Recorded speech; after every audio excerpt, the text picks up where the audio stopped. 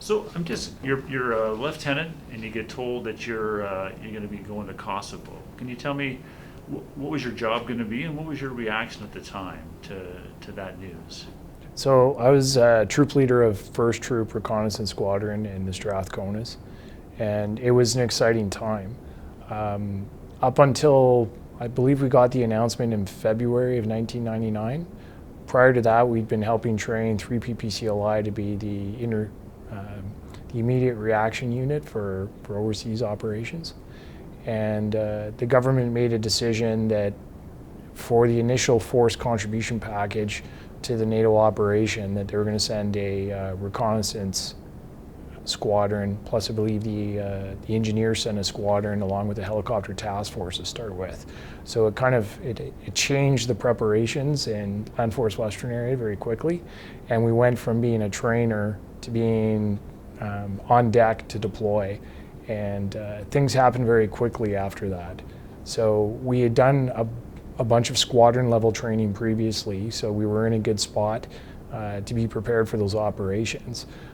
Subsequent to the deployment order, we basically conducted a robust series of live-fire gun camps and ensured we were prepared for combat operations.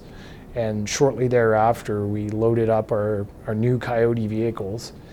This was the first year that after they'd been delivered. And we took them to the CN rail terminal in Edmonton. I believe it was in mid-April. They were loaded on trains, shipped down to Montreal, and then loaded on ship and sent to Greece. After that, we did some of our theater mission specific training and final leave, and we were on the plane, I believe it was like the 1st of June, the very last couple of days of May. So it all happened very quickly. It was my first year troop leading. I couldn't have asked for anything better, quite honestly. So I was very excited. We had a few personnel changes in the squadron before going, just to ensure the right people were in the right teams, and we deployed. Once we got into Greece, it was a very quick process as well. We went to the port, we got on our vehicles, which had been unloaded from the ship, and we locked and we loaded all the combat stores, and I think it was within 48 hours, maybe 72 hours, that we proceeded north into Macedonia to the staging area.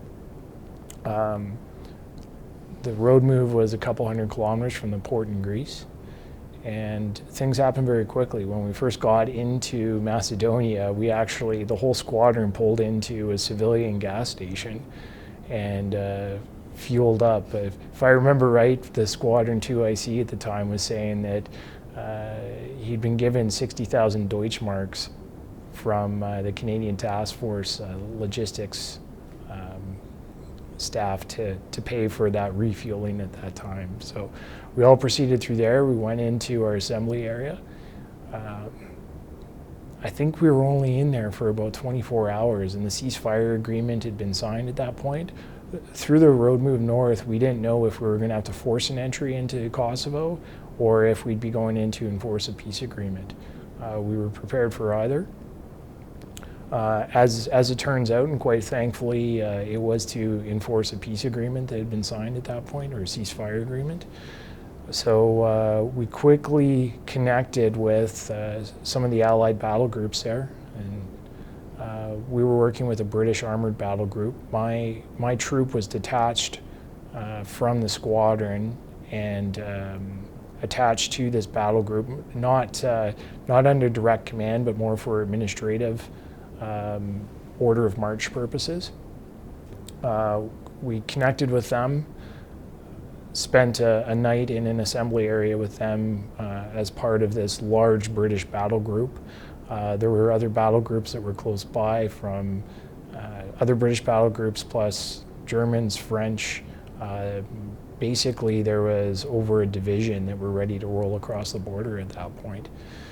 The next morning, we received our orders and we rolled out. And I believe it was June 3rd when we crossed the border into Kosovo. It was a massive road move operation, timed down to the minute.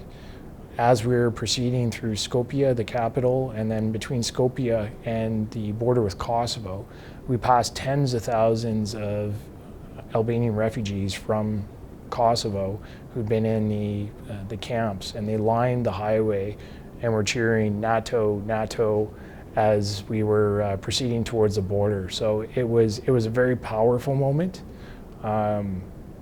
It reminded me of the pictures you saw from the Second World War of towns being liberated and the kind of reception. So it pumped us up and made us feel like we were doing something important.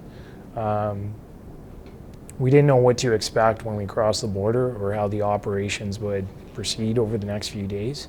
The Serbian army was still completely intact within Kosovo, and I'll have more to talk about on that afterwards. We crossed the border. My troop were the first conventional Canadian troops to cross into Kosovo as part of the British battle group, which I believe at the time was the King's Royal Hussars, if I remember correctly. What struck me crossing the border and proceeding down the main highway was just the difficulty of the terrain. It was a 20-kilometer long defile, basically a mountain valley with,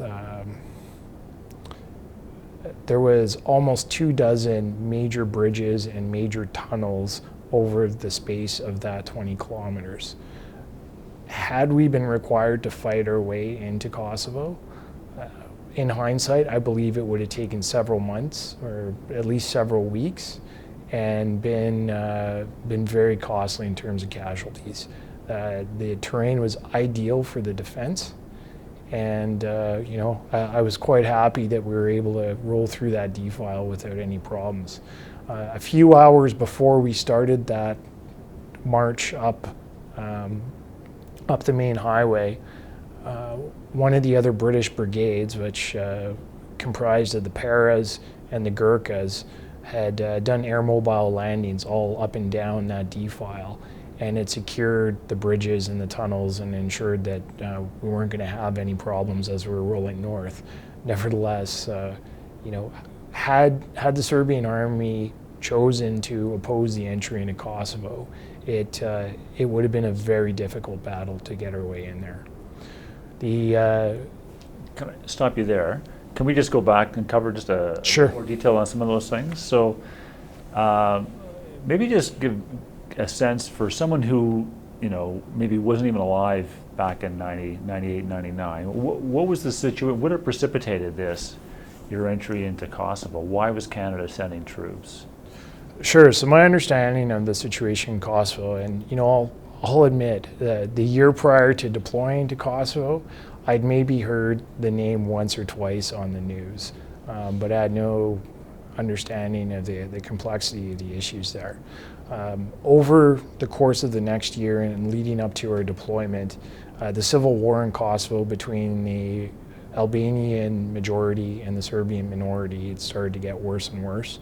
The government was fully under control of the Serbian ethnic group, and for a number of years had been discriminating against the Albanians, and it had gotten worse over time, and there's a history going back 1,000 years in terms of the culture and the politics there. It broke out into essentially open conflict late in the fall of 1999, if I remember correctly, and the Yugoslav army, basically the Serbian army at that point, was fully engaged in combat operations against the Kosovo Liberation Army, which was based off the Albanian population. Things turned nasty, and they started forcing Albanian families to move out of towns, and plus with the level of fighting, a lot of Albanians made the choice to leave Kosovo. Not much of a choice when there's a lot of shooting going on around you, but they fled into Macedonia, into Albania, and there was over 1 million refugees from Kosovo that had crossed the border into those countries, and it was destabilizing Macedonia Albania, and starting to create tensions with Greece, which was a NATO member as well. So the situation was getting, there was concerns that it was going to destabilize the whole Balkans and lead to a larger conflict. So in the spring of 1999, NATO, following, I believe there had been some attempts at UN resolutions, but it was never sorted out because of the Russian veto, amongst other things. But NATO started an aerial campaign against Serbia to convince them to stop combat operations in Kosovo. That continued throughout the spring of 1999. It included a large air campaign against Serbia proper itself and against the combat forces in Kosovo. And I'll link back to my entry into Kosovo. What became evident during our first week was the ineffectiveness of the airstrikes to the tactical ground forces that were in Kosovo. Another reason I say there likely would have been very hard fighting had we had to do a forced entry into Kosovo. From what I saw, the Serbian army was what I would consider a well-trained European army. So their mechanized forces would do things like back the armored vehicles into houses, barns, buildings, that kind of thing. So they were undetectable from 14,000 feet where the Air Force was looking for them from. They also employed very good deception measures. So they would make plywood tanks with oil barrels in the back where the engine would be and have a fire going to create a fake thermal signature that the aircraft would pick up from and then drop bombs on these plywood tanks. Some of the bridges, they would paint them blue where the water ran underneath, and then they would go 25 meters upstream and create a plywood bridge with plastic tarps that were dark. So once again, from 15,000 feet, the aircraft would drop bombs on these plastic tarps while the main bridge was still intact. These were old techniques that were developed by the Russians, were taught throughout the Warsaw Pact, and that the Serbs had experience from through earlier wars in the Balkans as well. So they were well trained. Certainly my first night in Kosovo, we were about 3 kilometers south of Pristina, and we'd pulled off on the side of the road and formed a troop hide for the night in place with a British tank squadron, so we were very well protected at the same time. During the course of the night, 2 Serbian tank battalions withdrew past our position, and the ceasefire agreement was in place, so this was all above board. Each of those tank battalions had over 50 tanks, and we counted them as they went by. So basically their full complement, and that was after 3 months of bombing in Kosovo. And from news reports at the time, the Air Force had been very optimistic about the effectiveness of their campaign against the ground forces there. When the air war is going on, are you doing your workup training then? We were doing our workup training. We were very much focused on getting ready for the operation, as well as we did our theater mission specific training, learned a little bit about the history, the language, did combat first aid, all that good stuff. And then we went on leave. And so everyone was watching with interest what was going on. And like I said, as we were getting ready to deploy, we weren't sure what the nature of the deployment was going to be when we hit the ground. It all unfolded very quick, and I believe it was just as we were getting ready to get on the planes was they started to announce that it looked like a ceasefire agreement was going to be signed. So what was that like for you personally, a brand new troop leader, thinking that you might be going to war against the Serbs, but sort of worst case scenario? What were you thinking at the time? I was ready for it. At the time too, I mean, this was the 1990s, and so we were following. We expected to see a similar type of campaign as to what it had unfolded starting with the Persian Gulf War and then leading through the air interventions in Bosnia. So if it was going to be a forced entry, we anticipated that our likely role was to go up and secure the border and maybe start doing some reconnaissance operations for developing how we would enter while the air campaign ramped up further and really started to attrit the Serbian forces.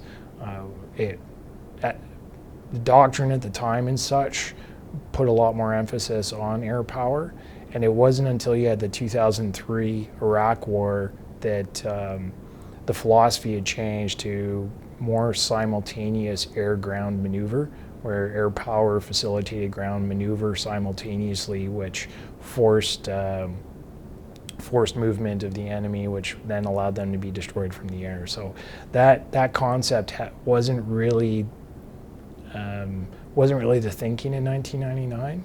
So amongst us at a tactical level, we were kind of anticipating that if we did have to force an entry, it wasn't going to be a quick thing, and that it would be a much larger, deliberate operation over a longer period of time. So it sounds like on your part, no real anxiety about, I mean, this is what you joined the military to do? Yeah, and there wasn't time for it. Things were happening so quick. My job was to look after my troops, get the orders out, make sure the preparations were happening, and there really wasn't time to sit and ponder the larger strategy or conceptually that we were going to war when yet at the same time, I mean, we were surrounded by thousands of soldiers, hundreds of armored vehicles. The day we entered Kosovo, it reminded me of scenes out of that movie, A Bridge Too Far, when you see the massive armored columns rolling. It was like that. And at the same time, there were squadrons of heavy lift helicopters taking Gurkhas and Paras ahead of us to secure the route. And there were literally squadrons of fighter bombers flying over top of us to provide that top cover. So the amount of military force being applied, you felt like you were part of a massive operation, and there was a confidence that came with that as well. Can you tell me, just you gave some of your other first impressions, but what kind of state was Kosovo physically in at the time you rolled into it? Yeah, it varied from village to village. I mean, what jumped out at me right away is all the windows were broken or destroyed. You had some buildings that were knocked down and there'd been fires in some areas, but there wasn't sort of an intact window anywhere in the place. It's one of the things I remember. The first couple weeks we were there, the Serbian army was still within the province and was going through its withdrawal. I mean, they had 40,000 troops in the province, so it took them some time to get out. There was still fighting at night between them and some of the KLA elements, and we were intermixed. And I developed a pretty acute ear as to when I needed to be concerned about shooting or shelling and when I didn't, both to the types of weapons being used, to how far away they were, to what angles they were at. You develop all your senses start to activate in a combat zone, and you use all of them to help protect yourself and your troops. So after those first couple of days, my troop got deployed up to a village called Ade, which was a few kilometers west of the capital, Pristina. It was a small village that overlooked a large coal mine and coal processing facility. So that's why we were sent there, as it was a rather strategic point. There was also a Serbian combat team consisting of a tank company, an infantry platoon, and some engineer and artillery assets that was within about 4 kilometers of us. And so we maintained surveillance on them. I met with the Serbian company commander, and I still remember him because he looked like something out of that movie Apocalypse Now. He was wearing a black like U.S. cavalry cowboy hat, and he had sort of a face mask that had obscured his face as well. And you just had the impression that, well, he was hiding his face for a reason. I'll leave it at that. They weren't too happy we were there, but they tolerated it. And I think part of the reason they tolerated it was they knew that had they engaged us, the amount of firepower that would have been applied against their position in very short order, they would have been wiped out. So the fact that we had robust rules of engagement, we had good communications, our soldiers looked like they were prepared and knew what they were doing. We had new kit. It all combined together, as well as I think the air campaign, and particularly what had happened in Serbia proper. If anything, it kind of speaks to the level of discipline within the Serbian army at that point, that there weren't more incidents than there were during their withdrawal. Those incidents that had occurred typically involved irregulars and not the army itself. And so the fact that they were able to maintain discipline as they withdrew from Serbia and it didn't escalate into a larger conflict, quite honestly, all it would have taken is a handful of isolated firefights to break out, and things could have gotten ugly very quickly. So those 2 first weeks were pretty precarious, and we were lucky to come through it as cleanly as we did. Following that period, there was kind of a consolidation of security operations in Pristina, the capital, as well as getting to know the province. We did a number of route reconnaissances out to the border regions. We got to know some of the flanking units, including the Russians. Although that was more, we would set up surveillance and watch where their vehicle checkpoints were, and there was a number of issues that happened with the Russians over the course of that deployment, particularly once the Canadian Battle Group later showed up and had an area of operations adjacent to them. There was a few incidents that occurred over the course of the deployment. Can you just give me like what kind of incidents are you talking about? You would have Russian officers that would get drunk and wander into local villages and cause problems within the Canadian AO. Canadian patrols would pick them up and then bring them back to the Russian AO and hand them back over. There was thefts, there was thefts from the local population. There was just a number of issues like that that flagged up. One issue that happened towards the end of the tour on a personal level was I was involved in convoy escort operations where we would take buses of the Serbian minority that was still civilians that were still in the province that lived in one village and were working in Kosovo and Mitrovica. We would escort them from their village to the city in the morning so they could do their jobs, and then the French, and this was in the French AO, would escort them back to their village in the late afternoon, evening. At the end of one of our patrols, we were rolling by the Russian camp, which at this point, in addition to the airport, they had another AO area of operations that was between the Canadian sector and where and Kosovo Mitrovica itself. And a call came in over the radio from one of the other vehicles in my patrol, saying they had a man down. And we looked around, and there wasn't a clear place where fire was coming from because it was wide open fields in all directions.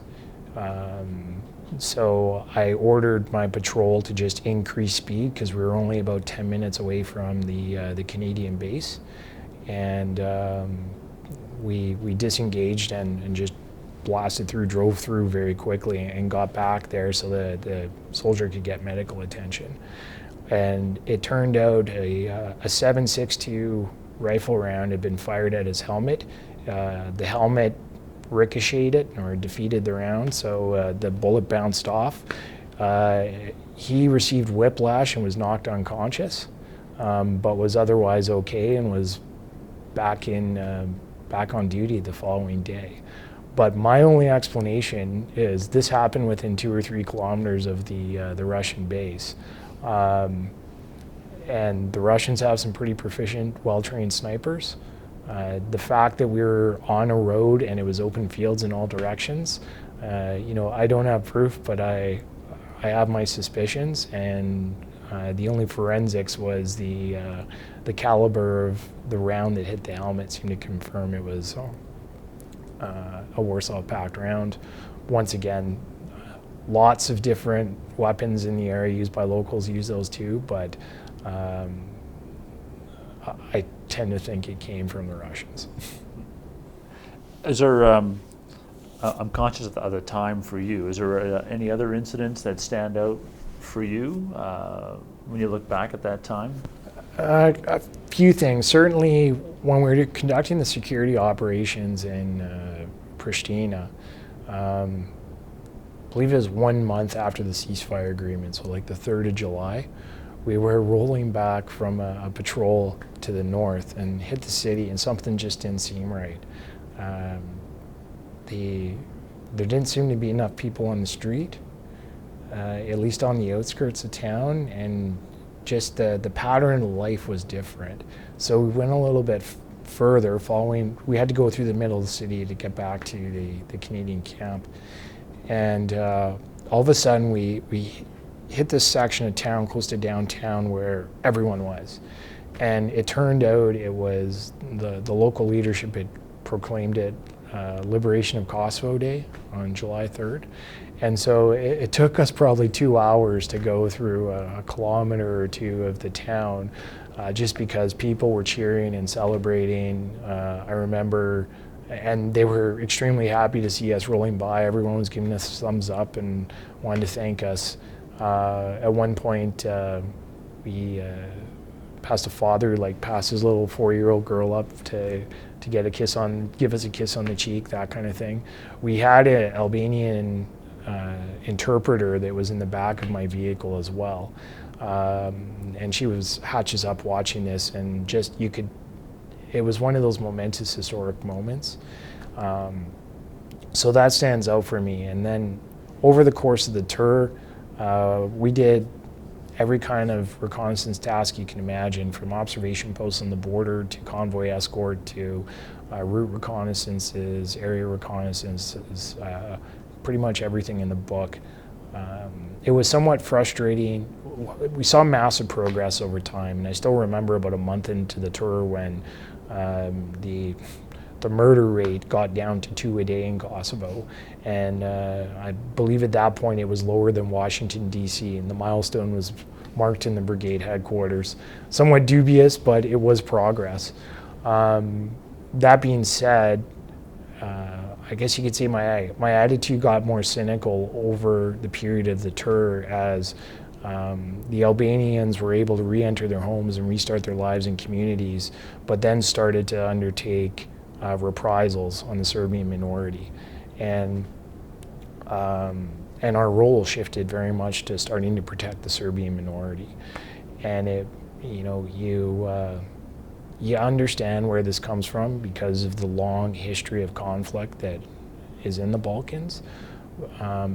But it's frustrating when you come from a place like Canada and history doesn't have the same meaning as it does in those parts of the world. And I think that's actually a good thing because I think it lets us move forward.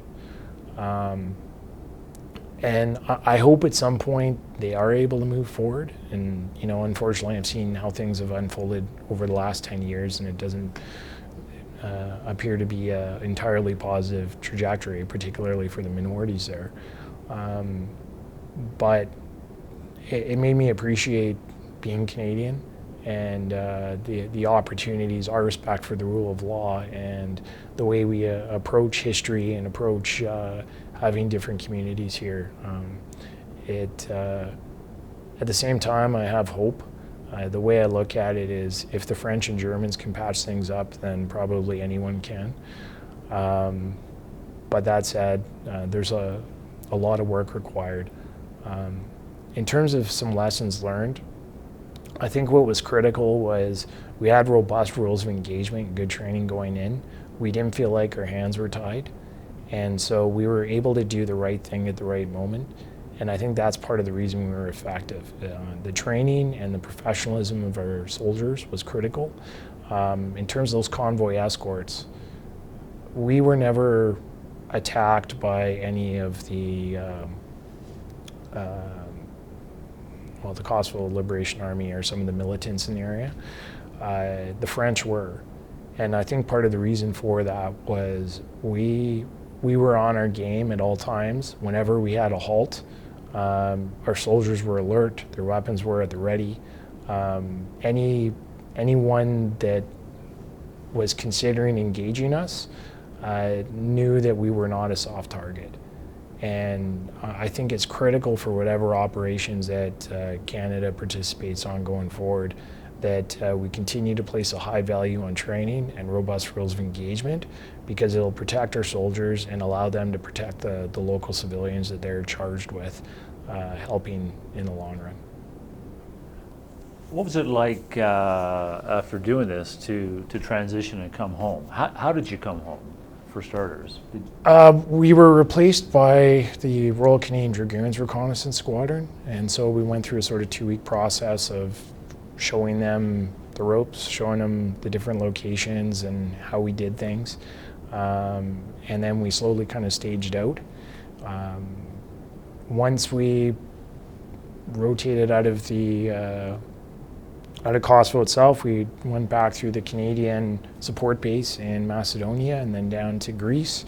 And then we were put on an aircraft and flown straight home, basically. You know, there's some refueling stops along the way. Did our administration at the base in Edmonton, and at that time it was actually just prior to Y2K, so our leave was restricted before we could really disperse until after New Year's, and the world didn't end. But I had a significant amount of leave after that. I think I had something like 6 weeks of leave prior to really getting back into garrison routine. It was, for me, it was a pretty smooth transition.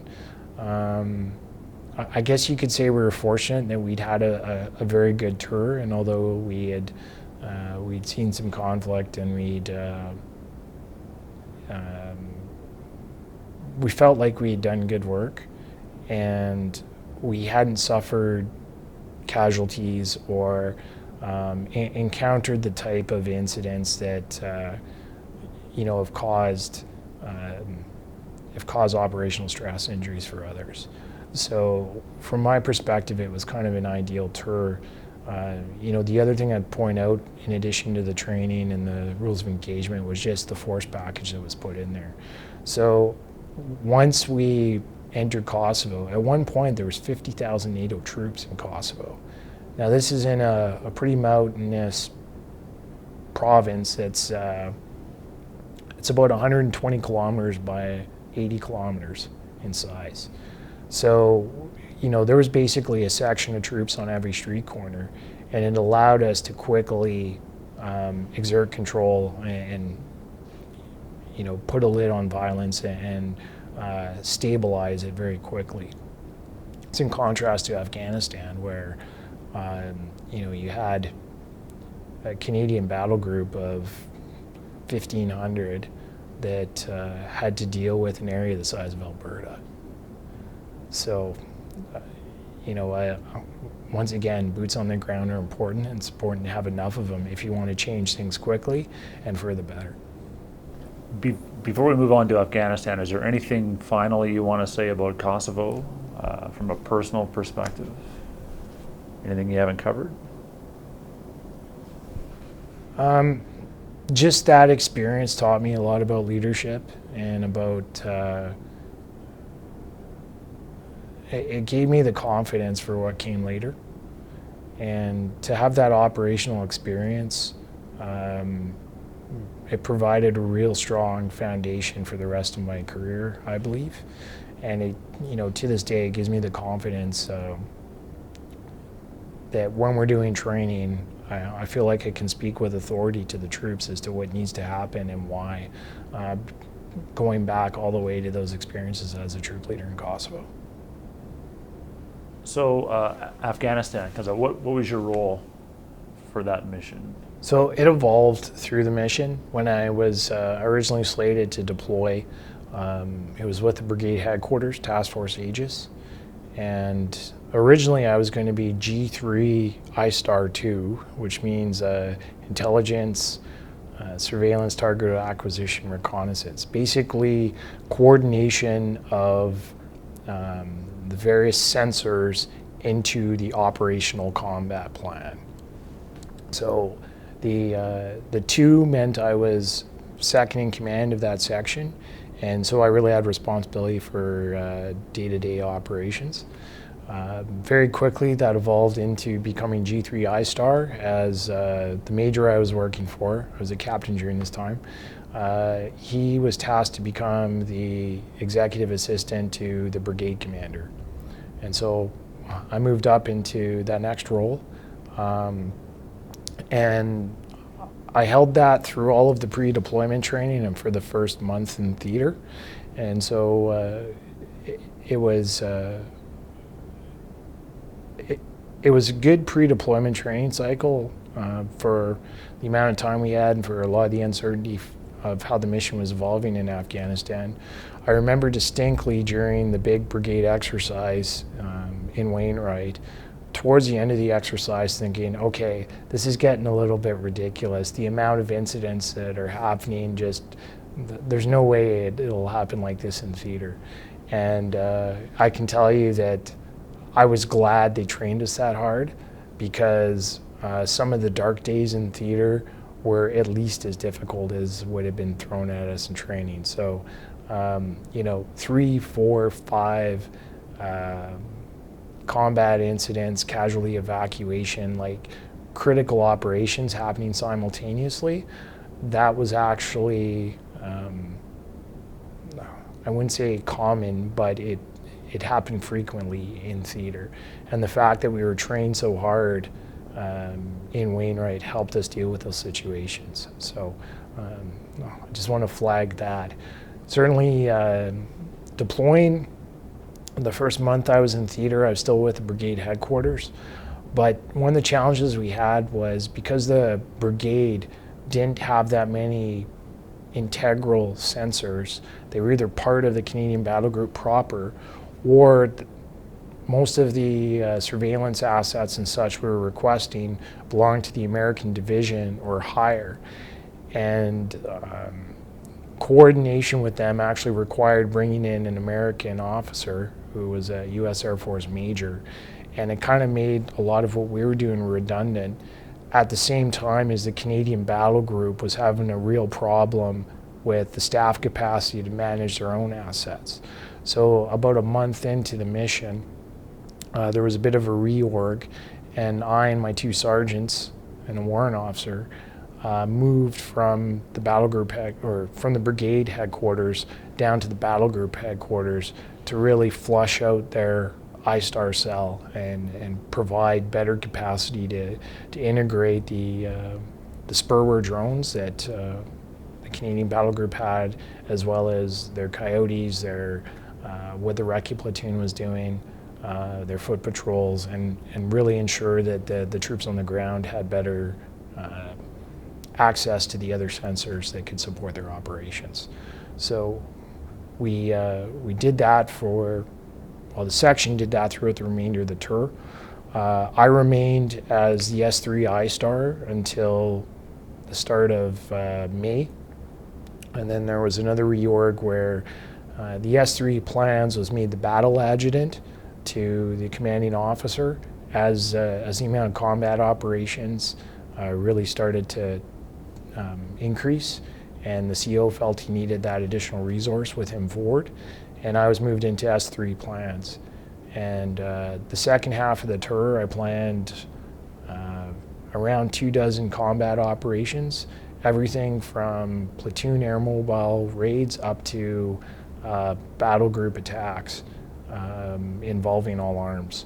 It was professionally a very rewarding experience, but it was a tough tour. We lost believe it was 16 killed in the battle group, dozens wounded, and there was a lot of hard-fought battles during that particular tour.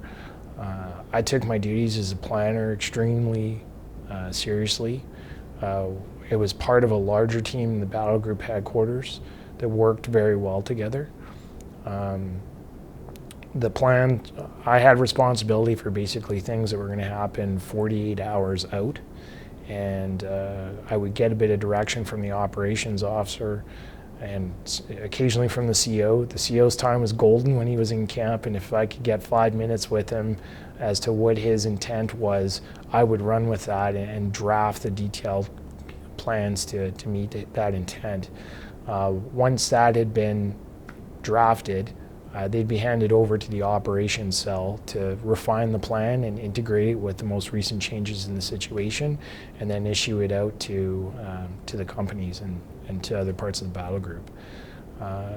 It was an intense time, and the battle group really transitioned during that period from, I'll call it low-level counterinsurgency when we first got there, to full-out combat operations through that last half of the tour, leading right into the precursor stop, Medusa. So, professionally rewarding, pretty tough personally in terms of being part of that battle group and seeing some of those losses happen. It was tough on the home front as well. By this time I was married, and when I deployed, my oldest daughter, my youngest wasn't yet born, but my oldest daughter was 11 months old, and when I redeployed she was around 18 months old. So missed the first birthday, missed a few milestones in there, and watching what was happening around us, it's easy to think of home. Certainly a couple times I was on the phone with my wife when rocket attacks happened and the sirens are blaring and you could hear the explosions in the background. So that creates a stress of its own. But I had it easy being in the battle group headquarters and primarily operating at Kandahar Airfield compared to the troops that were out for weeks at a time in the front line. So we took the responsibility of planning their operations very seriously because we knew we had the time to think. We were better rested, and we weren't under the stress they were under. So we were obligated to do everything we could to put the plans in place to help them be successful in the front. And that's how I viewed things and what I imparted on my staff.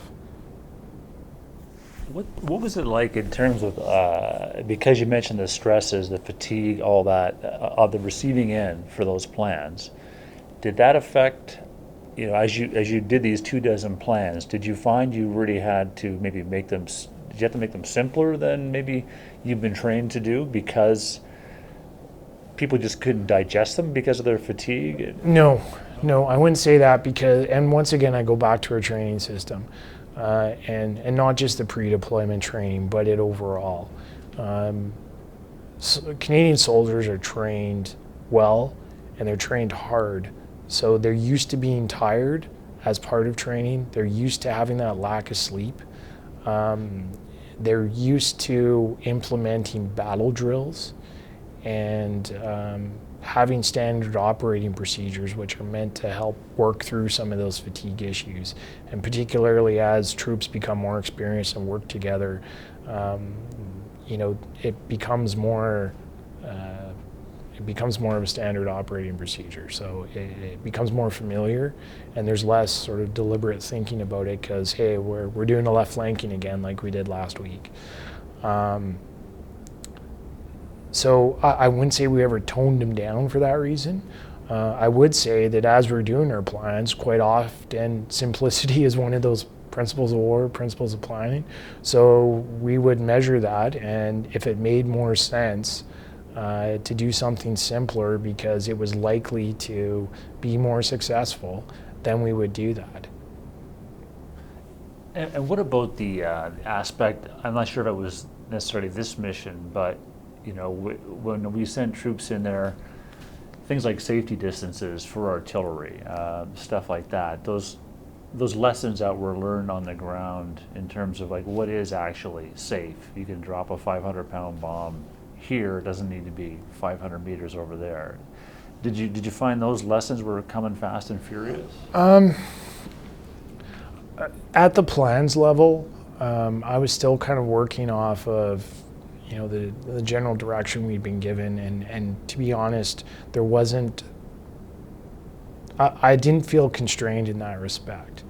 Now, my understanding is on some of the specific combat operations, while they were being executed, there were some issues that arose, and I think the 3 July battle of Pashmul is one of those.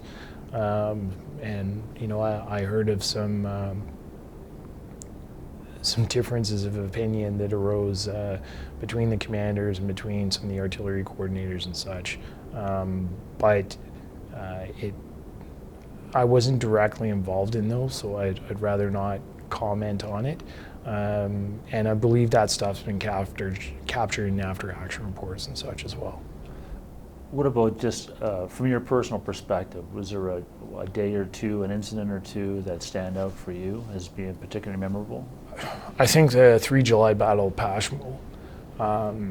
We had planned an operation in that vicinity, but the deliberate operation that had been planned was more limited in scope. Leading up to it, sort of the day or two before, the commanding officer got some intelligence that there was a high-value Taliban target in the area. And so it shifted from being a deliberate operation to more of a hasty attack. And in the course of that, a large battle broke out as they were trying to break through to the Pashmul school, the White School, where it was, I believe this high-value target was. It was a prepared defensive position, very well prepared, and Recce platoon became in danger to getting cut off. Charlie Company had to push forward from the south to help extract them, as Bravo Company was doing some hard fighting coming from the north towards that same objective through very difficult terrain. The CO was forward and directing the battle and doing everything he could to help get Recce platoon out of there and restore the situation. Logistics became an issue, and the logistics convoy that had been sent forward, both to bring forward supplies as well as to extract the light armored vehicles that had been damaged during the battle. It was attacked by a suicide bomber, and one of the crew commanders, I believe it was Lieutenant Thorlickson, he picked up on the suicide bomber just as he was coming, and he engaged him with a C6 and triggered the detonation prior to it damaging the convoy significantly. I believe it went off about 50 meters away, but it was right in the middle of a village market, and there was 22 civilians killed. So it was just an absolutely horrendous battle all around. I believe there was 12 wounded and 4 killed that day from the Canadian Battle Group. Just a very intense battle. And that was the week before we started to hand over, did our relief in place with the RCR battle group that was coming in. And my understanding is a month later, when they launched Op Medusa, it was essentially the same attack, and that one also went badly. And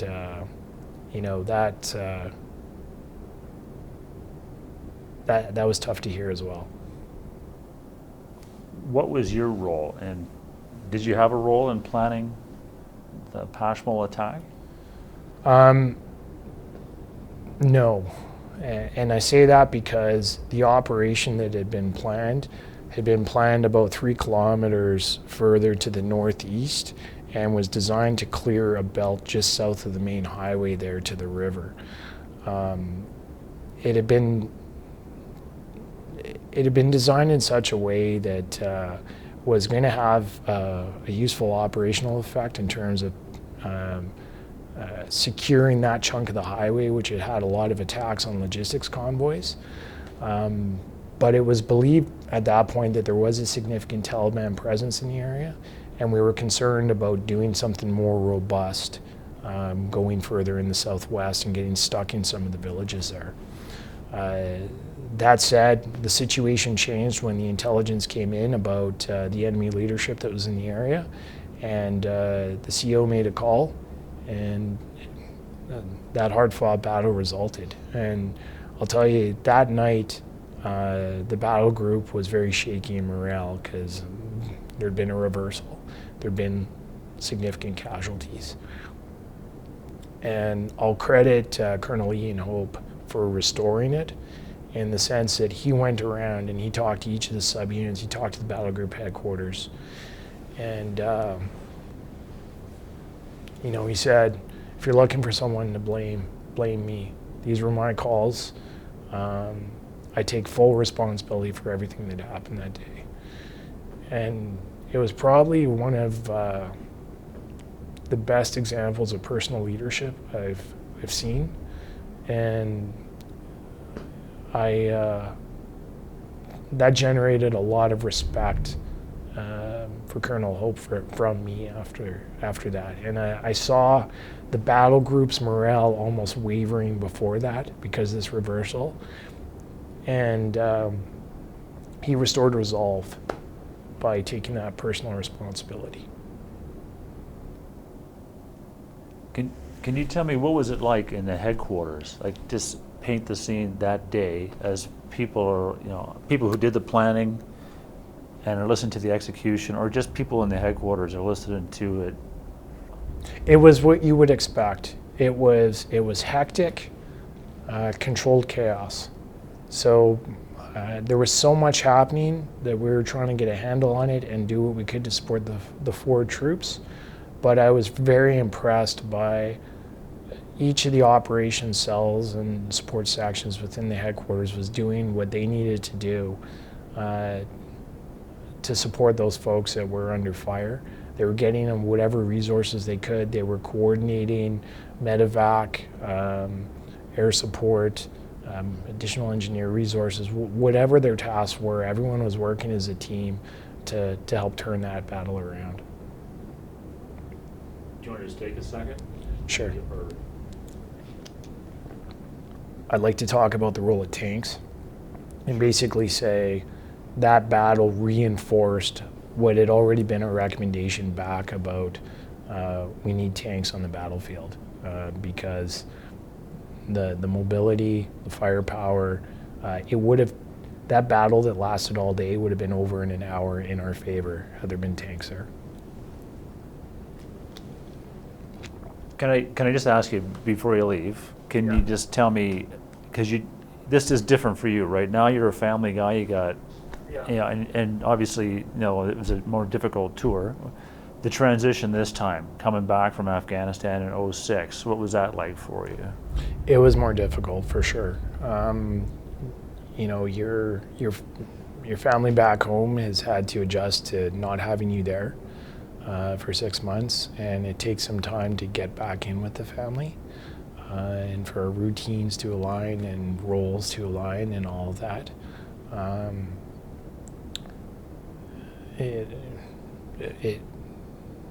It took us, probably took us months, to be quite honest, and even there there was a bunch of things that happened after the tour in terms of my postings and my career choices that led me to leave the regular force and join the reserves.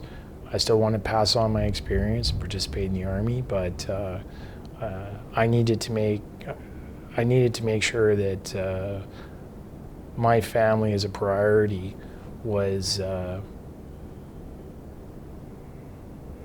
placed higher in that priority list. And my wife had a permanent job in Edmonton. She's a teacher, permanent contract, and had we been posted to another city, there would have been a direct financial hit. There's lots of family issues that frankly I think that the regular Army probably needs to